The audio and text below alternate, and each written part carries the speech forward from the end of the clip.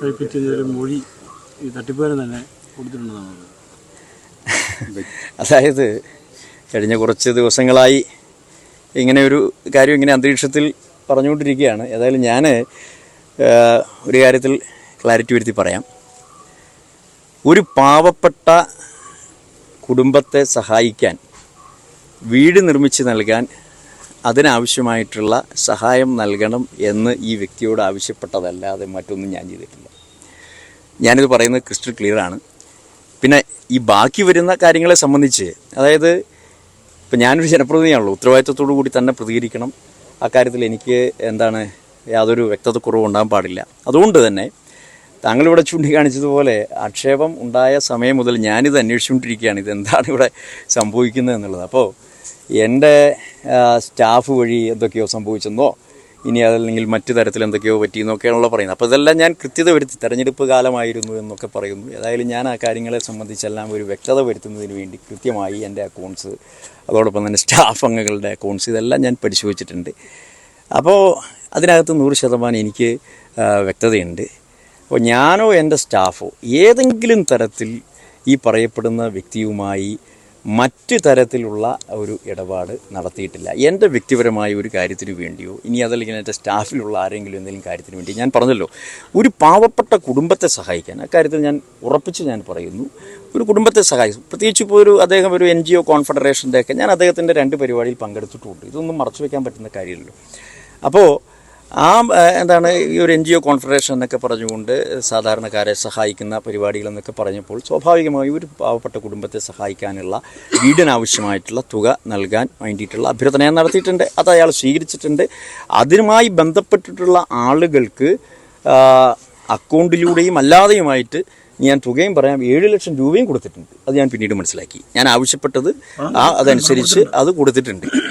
അപ്പോൾ സ്വാഭാവികമായും അത് സംബന്ധിച്ച് എനിക്ക് യാതൊരു സങ്കോചവുമില്ല, ഞാനത് പറയുന്നു.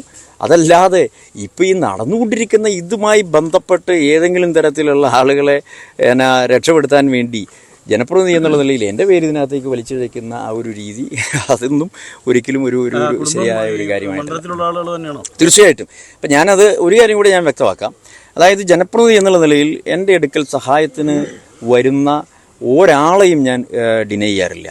അവരുടെ ആവശ്യം കേട്ടറിഞ്ഞ് അവരെ സഹായിക്കുന്നതിന് വേണ്ടി ഇതുമായി ബന്ധപ്പെട്ട് ചാരിറ്റി ചെയ്യുന്ന ആളുകൾ, നമ്മുടെ നാട്ടിൽ തന്നെ നല്ല രീതിയിലൊക്കെ സഹായിക്കുന്ന ആളുകൾ, അവരോടെല്ലാം ഞാൻ ചോദിക്കാറുണ്ട്. അപ്പോൾ അങ്ങനെ ചോദിച്ചതിൻ്റെ ഭാഗമായി, പലരോടും ചോദിച്ചതിൻ്റെ ഭാഗമായിട്ട് തന്നെയാണ് ഈ പറയപ്പെടുന്ന വ്യക്തിയുമായി ഞാൻ ചോദിച്ചിട്ടുള്ളത്. അതല്ലാതെ എനിക്ക് ഈ കാര്യത്തിൽ യാതൊരു തരത്തിലുമുള്ള ഒരു ക്ലിയറൻസും അതുമായി ബന്ധപ്പെട്ടുള്ള ആളുകളുടെ അക്കൗണ്ടിലേക്കാണ് നൽകിയിട്ടുള്ളത്. ഇത്തരം ഒരു പരിപാടി നടക്കുന്നു. സ്വാഭാവികമായിട്ടും താങ്കൾ ഒരു MP ആണ്. കേന്ദ്ര സർക്കാരിൻ്റെ പദ്ധതികളെ കുറിച്ചൊക്കെ അറിയാം. നീതി ആയോഗിൻ്റെ ഭാഗമായിട്ട് നടപ്പിലാക്കുന്ന കാര്യങ്ങളാണെന്നൊക്കെ പറഞ്ഞ് ഒരു പ്രചരണം ഉണ്ടാവും. അത്തരം പരിപാടികൾ സംഘടിപ്പിക്കുകയും ചെയ്യും. സ്വാഭാവികമായിട്ടും ഒരു സംശയം തോന്നിയില്ല ആ ഘട്ടത്തിലൊന്നും? നിങ്ങൾ ചോദിച്ച ചോദ്യം വളരെ പ്രസക്തമാണ്. ഇപ്പം ഞാൻ പൊതുപ്രവർത്തകൻ എന്നുള്ള നിലയിൽ മറ്റെല്ലാവർക്കും മാതൃകയാകണമെന്നും നോക്കിലും വാക്കിലും പ്രവൃത്തിയിലും സംസാരത്തിലും സ്വഭാവത്തിലും മറ്റെല്ലാവർക്കും മാതൃകയാകണമെന്നും അതോടൊപ്പം തന്നെ സത്യസന്ധവും സുതാര്യവും ആത്മാർത്ഥതയോടുകൂടി തന്നെ പൊതുപ്രവർത്തനം നടത്തണം എന്ന് പഠിച്ചിട്ടുള്ള ഒരാളാണ്. അതല്ലാതെ അതിനപ്പുറത്തേക്ക് പോകണമെന്നുള്ള ഒരു ചിന്ത എനിക്ക് ലെവലേശമില്ല. പക്ഷേ എന്താണ് പ്രശ്നം? ഇതിപ്പോൾ നമ്മുടെ സമൂഹത്തിൽ ഇങ്ങനെ ഇപ്പോൾ ധാരാളം കാര്യങ്ങൾ ഇങ്ങനെ നടക്കുന്നു. അപ്പോൾ ഏതെങ്കിലും ഇപ്പോൾ നമ്മുടെ ഇപ്പോൾ ഈ എത്ര ആളുകളാണ് ഇക്കാര്യത്തിൽ വഞ്ചിക്കപ്പെട്ടിട്ടുള്ളത്? സത്യത്തിൽ വളരെ ഇത്രയും ദുഃഖവും പ്രയാസവും സാധാരണക്കാരായ ആളുകൾ ബുദ്ധിമുട്ട് അനുഭവിക്കുക കാണുമ്പോൾ നമുക്ക് ജനപ്രതിനിധികളൊന്നുമില്ല. ഇത്തരം കാര്യങ്ങളിൽ ഇവരൊക്കെ ഇങ്ങനെ ഒരു പരിപാടി സംഘടിപ്പിക്കുമ്പോൾ സ്വാഭാവികമായും നമ്മുടെ നാട്ടിൽ തന്നെ ആളുകൾക്ക് ഉപകാരം കിട്ടുന്നു എന്നുള്ളത്. ഞാൻ പോയി പങ്കെടുത്ത പരിപാടികൾ എന്ന് പറയുന്നത് ഇത് വിതരണം ചെയ്യുന്ന പരിപാടിയാണ്. അപ്പോൾ എങ്ങനെ നമ്മൾ ഡിനൈ ചെയ്യും? ഒരു നല്ല കാര്യം നാട്ടിൽ നടക്കുമ്പോൾ അത് എന്നാൽ പിന്നെ ആ പരിപാടിയിൽ പങ്കെടുത്ത് കളയാമെന്നുള്ളൊരു മാനസികാവസ്ഥയിലാണ് ഒരു ജനപ്രതിനിധി പങ്കെടുക്കുക. അതല്ലാതെ മറ്റ് ലെവലേശം അതിനകത്തൊരു ഇതൊന്നും സംശയത്തോടെ കാണേണ്ടതായിട്ടില്ല. അപ്പോൾ അക്കാര്യത്തിൽ ഞാൻ പറയുന്നു, ഇനിയും ഒരു ജനപ്രതിനിധി എന്നുള്ള നിലയിൽ എൻ്റെ അടുത്ത് വരുന്ന ആളുകളെ സഹായിക്കാൻ ഞാൻ ബാധ്യസ്ഥനാണ്.